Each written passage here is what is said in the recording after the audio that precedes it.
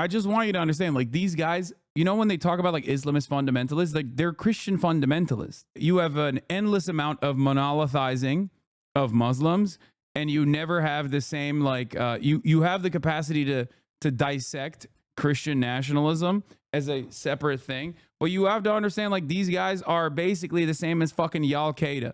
Okay, this is Christian Sharia law, and I mean that in the way that like Westerners understand Sharia law.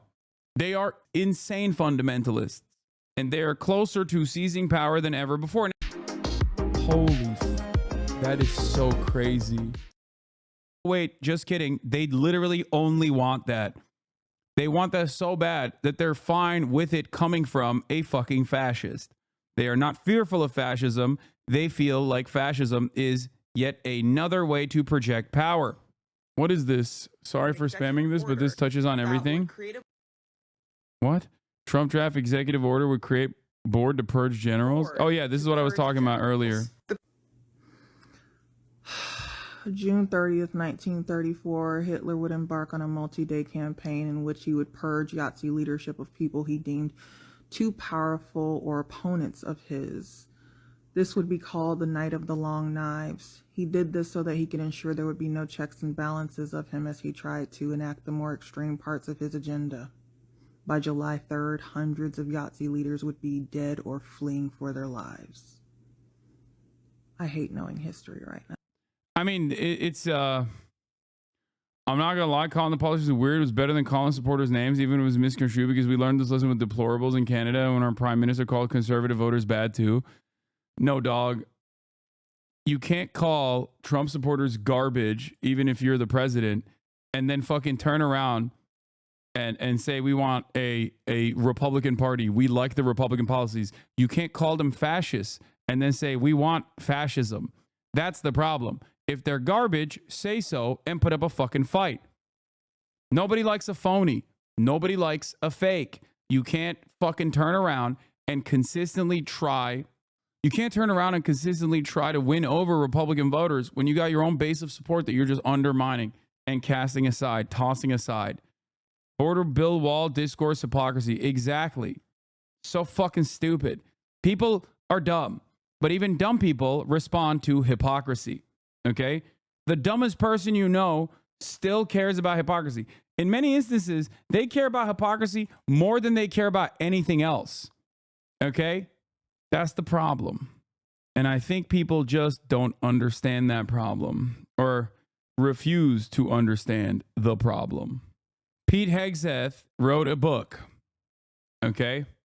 Here are some thoughts from Trump's pick for Secretary of Defense. Fox's Pete Hegseth, Brian Kilmeade, criticize American veterans who apply for every government benefit they qualify for.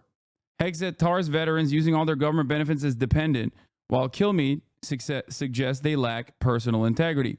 Fox's Pete Hegseth, Kim Jong-un probably doesn't love being the guy who has to murder his people all day long. Hegseth, Kim wants to meet with Dennis Rodman and loves NBA basketball and loves Western pop culture. Fox, I mean, I don't know why that's not that bad. I don't really give a shit about that. Fox's Pete Hegseth. There's merit in a preemptive strike against North Korea. That's not good. Fox's Pete Hegseth urges Trump to take credit for solving the global warming because of cold temperatures from bomb cyclone. At least 22 people have died from freezing weather event. Here's Pete Hegseth in his book. Just like Christian crusaders who pushed back on the Muslim hordes in the 12th century, American crusaders will need to muster the same courage against Islamists today. Good thing for all the liberals who also feel this way. They get their wishes, you know? So that's cool. I fully understand the distinction between peaceful Muslims and Islamist Muslims. I have many dear friends who are Muslim, including Texas Omar, his family and colleagues at Fox News. They are wonderful people working and fighting in their mind to save a religion besieged by radicals. I don't agree with that assessment, but they love America, so I respect them dearly. He's saying that even someone who is fighting against radical Islam is still Muslim, so obviously they're still bad, but at least they love America. That's what he's saying.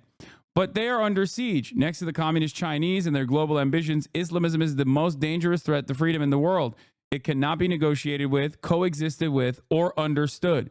It must be exposed, marginalized, and crushed. Just like the Christian crusaders who pushed back the Muslim hordes in the 12th century, American crusaders will need to muster the same courage against Islamists today.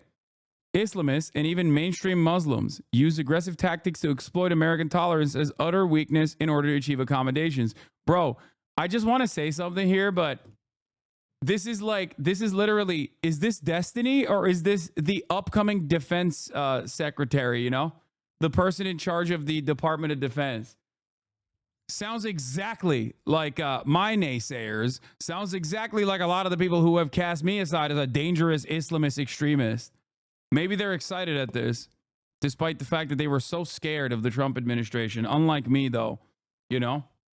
Islamists and even mainstream Muslims use aggressive tactics to exploit American tolerance as utter weakness in order to achieve accommodations that would never otherwise be tolerated. I'm not talking about on the battlefield. I'm talking about in our classrooms, city councils, and social media. Simply put, their sheer insistence, the specter of violence, and their passionate beliefs lead many American citizens to retreat on demands for assimilation to American principles.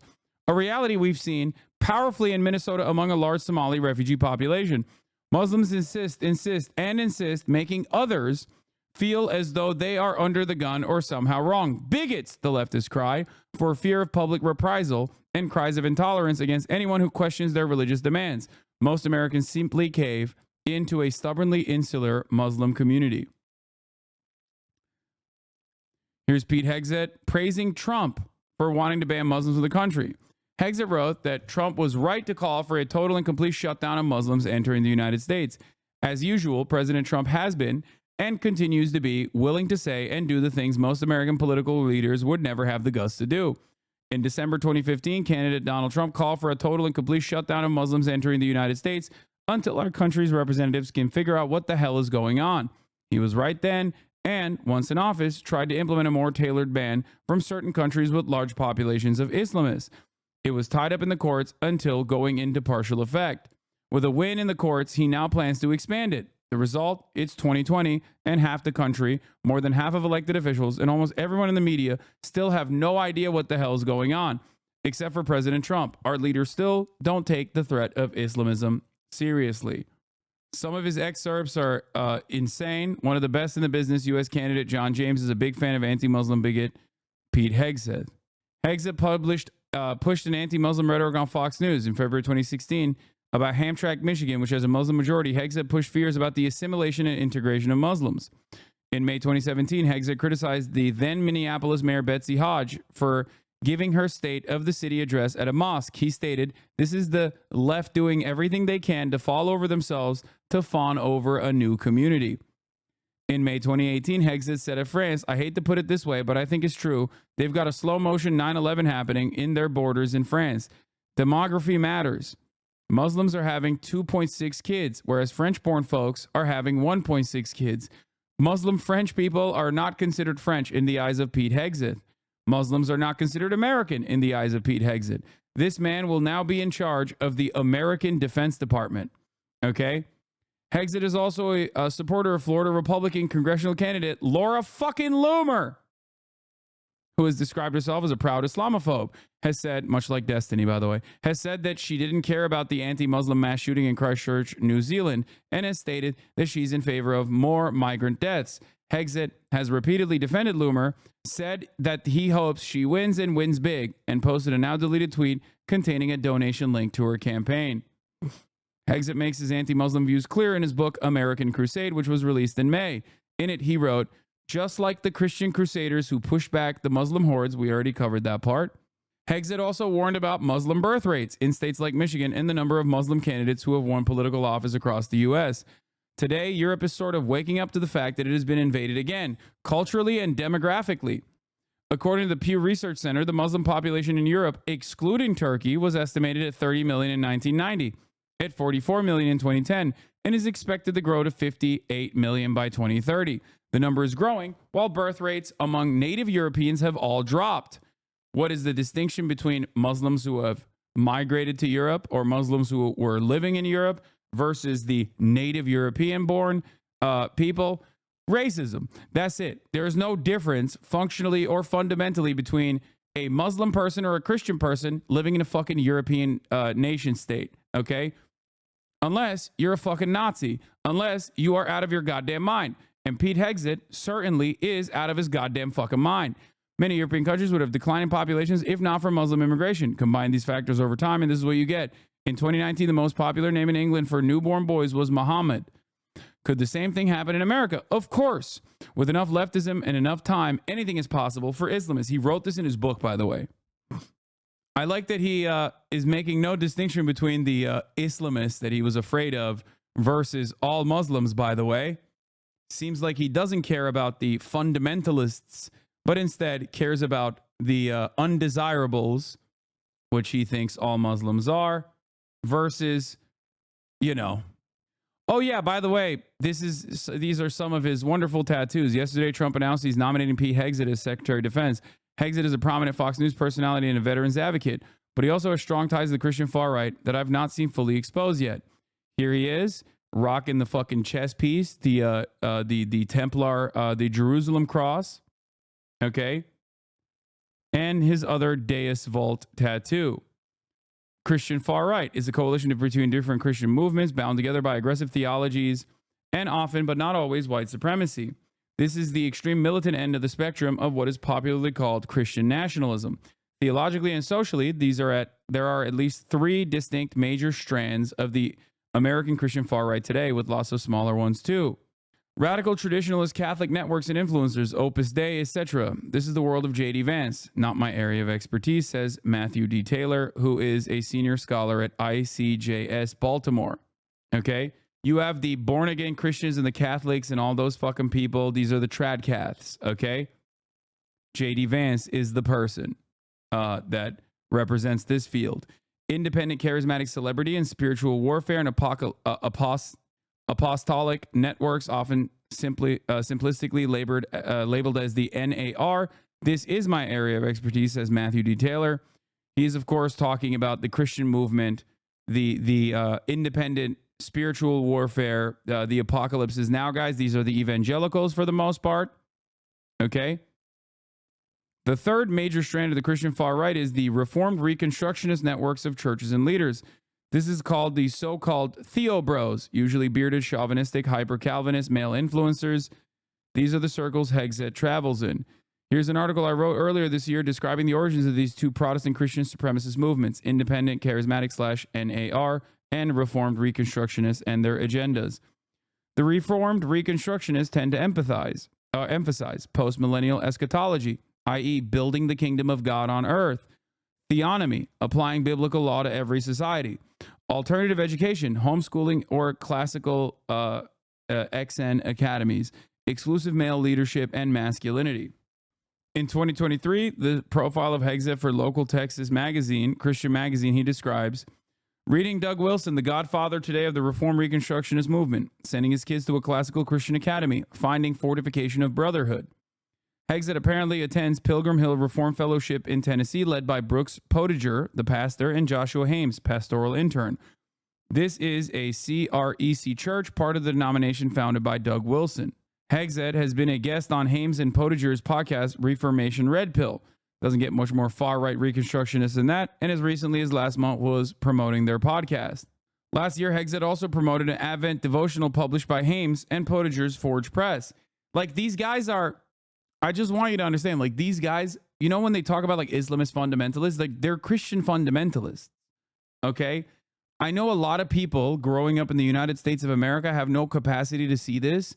And you always have an endless amount of monolithizing of Muslims. And you never have the same, like, you have the capacity to dissect Christian nationalism as a separate thing. But you have to understand, like, these guys are basically the same as fucking Al-Qaeda, okay? This is Christian Sharia law, okay? And I mean that in the way that, like, Westerners understand Sharia law. These guys are looking for a practical application of Christian Sharia, okay? They are insane fundies, insane fundamentalists, and they are closer to seizing power than ever before. Now, of course, there's always been a pick of the litter approach to Christian fundamentalism and American power that's always existed. You have the family, you have these like crazy fucking church groups that every presidential candidate and even Democrats and Republicans alike go and and basically kiss the ring of. But you just need the, national prayer breakfast, shit like that. But these guys are some of the most loyal champions of the cause and are pretty open about it, like J.D. Vance, for example, right? That's why it came across as gross in all the podcast appearances that he made. And yeah, they're absolutely fucking psychotic, rabid, monstrous pieces of shit. Could the same thing happen in America when he's talking about Muslim immigration? Okay.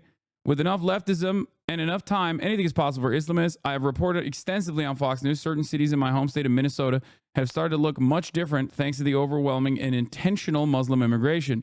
What started with good intentions, see Somali Omar in Chapter 1, and peaceful refugees eventually evolved into insular communities, internationally funded mosques, welfare fraud, culture clashes, and radicalization. Then, as Muslims' birth rates have grown alongside their political influence, local tolerant populations have made concessions. Critics are called racist. Crimes are hidden from the public, and the European cycle has begun. Now, every single thing he's saying here is insane, right?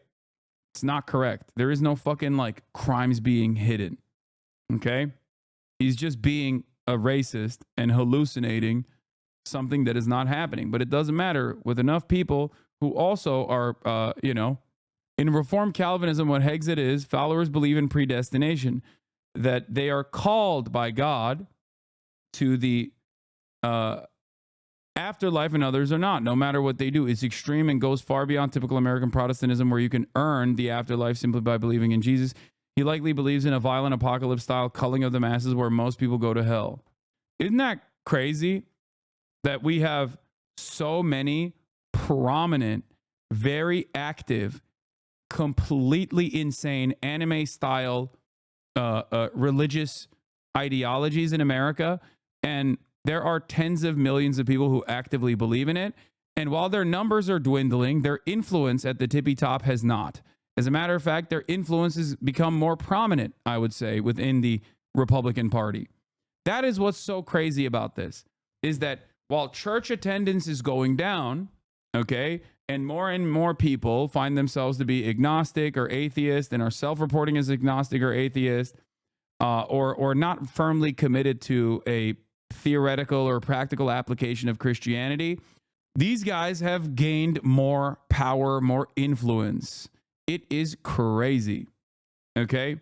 And when I say anime style, I literally believe it. So many of these guys that are committed believers believe in this like insane apocalyptic notion. Like evangelical Protestants, which we talk about quite frequently, believe that, the rapture is going to happen. And in order for the rapture to happen, the events that must unfold beforehand is that all the chosen sons and daughters of God, Jews, go to Israel and maintain that land so that Jesus can come back to earth and fight the devil and his army in Megiddo. Okay? That is a real thing that tens of millions of Americans unironically believe. Okay? This is why they are very firm and committed supporters of Israel, for the record. If you're wondering why so many fucking anti-Semitic guys in the deep South that they got pro-Israel bumper stickers and shit on their King Rancher trucks next to their fucking truck nuts, that is the reason. Okay? Thankfully, we are behind the trends in Europe. Our two oceans, barriers to refugee invasions, and traditional Christian fabric have insulated us well, but we are losing them quickly. American leftists insist on pursuing the very same policies that led to the cultural invasion in Europe. The Muhammad thing wasn't even real, I don't think, by the way. I don't know why they just like ran with that, but who cares? The unholy alliance between leftists and Islamists means, by the way, this is like what's going on. Islamagauche in France and Islamofascism in places like the UK, like what they call it, is a total...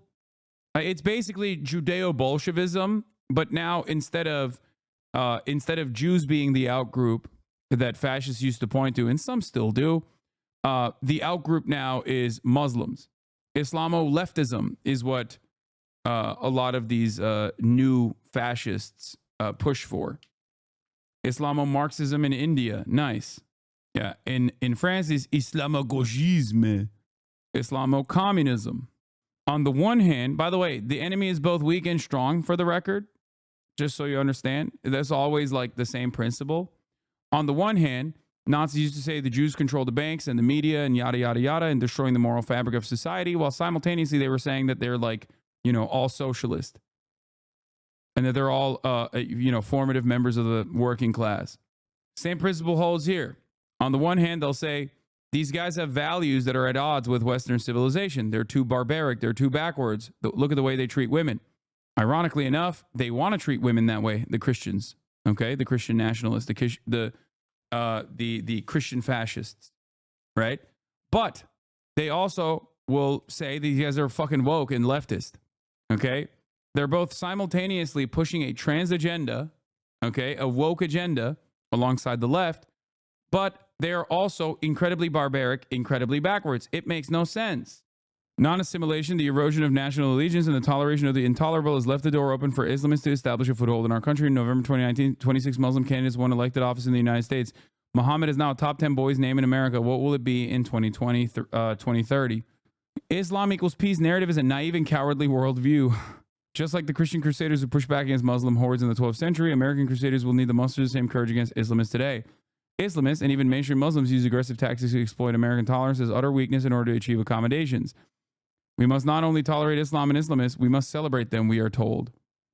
Hexa complained that Islamists happily exploit the view that celebrates Muslim immigration to seed the West with as many Muslims as possible. Trump still has the sauce. No one else could have made picks like these. Every selection is like drafting a kicker in the first round, but the kicker has a Wikipedia section titled Allegations and is also not really a kicker. Yeah, he's right. He's right. He's going after even a nuttier cabinet than even I could have assumed he would have gone after. Is it worse than you thought it was going to be first week wise? Seems like insanity is past even what you were expecting. No, I still think his top line agenda was going to be followed through on. I just didn't think he would also get nutty with it. I thought he would go for competence more than go for loyalty. And it seems like he doesn't care. He cares more about loyalty above all else. Like, I thought he would find loyal, competent soldiers, and he did. To a certain degree, he did, right? He's still, like, Marco Rubio is loyalty plus competence, okay? All of the neocon hawks that he's put into positions of power is loyalty plus competence. Israel ambassador, Mike Huckabee, that is not necessarily so much loyalty, but that's more so loyalty to Miriam Adelson. Tom Homan, loyalty plus competence. Pete Hegseth, on the other hand, just loyalty. Matt Gaetz, simple loyalty and control. So there's a lot of picks in there. The new borders are too. No, that's loyalty plus competence. Guys, Tom Homan was the border czar under Obama. Obama gave him a fucking medal, okay? Come on.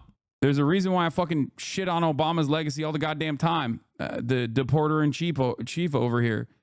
He did that shit. Now, the difference between Obama and the way that he directed that fucking thumb versus Donald Trump and the ways in which Donald Trump this time around is going to direct that thumb are different. Obama still did not... Obama still was doing deportations directly at border interceptions rather than mass deportations of people that are living inside of the United States, right? There is a difference there. There's definitely a difference there. Tell that to my cousin. No, Obama did not hyper-focus. Obama did not hyper-focus on internal deportations as much, rather than give an unnecessary fucking olive branch to the reactionary right to soothe their bloodthirsty desires to implement a white nativist anti-immigrant agenda. So that's why he did border apprehension deportations, which was bad. Donald Trump also in 2016 expanded on that. I mean, here, this is from 2016. Yeah, meet the man White House has honored for deporting illegal immigrants. There it is. Homan is the Washington bureaucrat in charge of rounding up, detaining, and kicking illegal immigrants out of the country. As Americans fight over whether the next president should build a wall on the Mexico border to keep migrants out or protect millions of them from deportation, Homan is actually hunting undocumented immigrants down right now, setting a strategy for 8,000 officers on the front lines. Look at the way that they wrote this article. Holy shit. Hunting them. But that was woke because Obama was doing it, remember. The way I present this to you is always Liberals make things, liberals calcify the reactionary slant that this country is going down, and they normalize it and make it business as usual politics. And then Republicans take that and nuke it into orbit. That's always how it works as we ratchet towards fascism. And that's precisely what's going on here. Anyway, here's more Hegseth. You're talking about Donald Trump. You're talking about a warrior, which leads me to your book, this new release, June 4th, The War on Warriors Behind the Betrayal of the Men Who Keep Us Free. Explain what all this is about, Pete. Yeah, I mean, I know you have a really loyal audience of patriots, many of which are from military families or have served themselves or just love the military. And they've seen what I've seen, and then I got to do a deep dive on it. Our military is at a crisis moment. That's the reason why the flag on the front of the book is upside down. It's a universal sign of duress. The Pentagon, our military, should be focused on meritocracy and lethality, on holding people accountable and maintaining. Why didn't you vote for Kamala Harris? She said she was going to have the most lethal military. Well, I guess, like I said, the joy candidate should be joyful right now because we will have the most lethal military. You know what I mean? Maintaining standards high. That's the military I was a part of. That's what the military that fights and wins wars. And starting mostly under Obama and now under Biden, social ideologues, political appointees have pushed social justice prerogatives into the military, and generals have let it happen, whether it's women in combat, whether it's climate change schemes, and we're pushing electric tanks right now, whether it's DEI or CRT or trans in the military. It's shocking. I interviewed dozens and dozens of actively serving men and women. Right. Most of them said they had experience with a trans soldier in their unit, which forces everyone what this military.